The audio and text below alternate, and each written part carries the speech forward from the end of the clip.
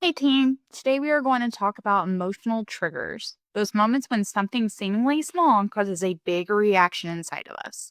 Triggers are often tied to past experience, old wounds, or unmet needs.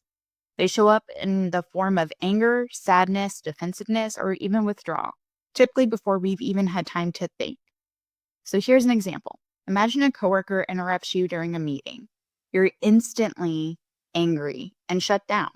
The situation seems small, but your reaction feels big. That could be a trigger. Maybe it connects a past experience where you don't feel heard or respected. Understanding our triggers starts with awareness. Ask yourself, what just happened? What emotion did I feel? What does this remind me of? The goal isn't to blame ourselves, but to get curious. Here's another example. Let's say someone gives you constructive feedback and you instantly feel defensive. Instead of brushing it off or lashing out, pause and ask, why is this hitting me so hard?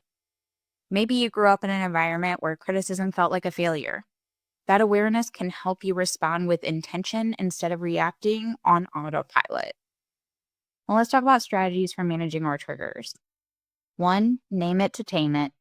When you can name what you're feeling, I'm feeling embarrassed or I feel rejected, you take away some of its power.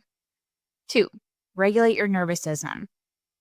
Try to take deep breaths or grounding techniques like counting down from 5. Name 5 things you can see, 4 things you can touch, 3 things you can hear, 2 you can smell, and 1 you can taste.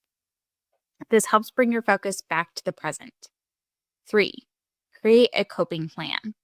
Once you know your triggers, come up with a go to response. For example, when I feel dismissed, I'll take a breath and ask for a moment to gather my thoughts. If I feel overwhelmed, I'll step away and come back when I'm calm. 4, communicate with clarity. You can let others know what helps you. It's okay to say, when I'm interrupted, I lose my train of thought. Can we circle back so I can finish what I was saying?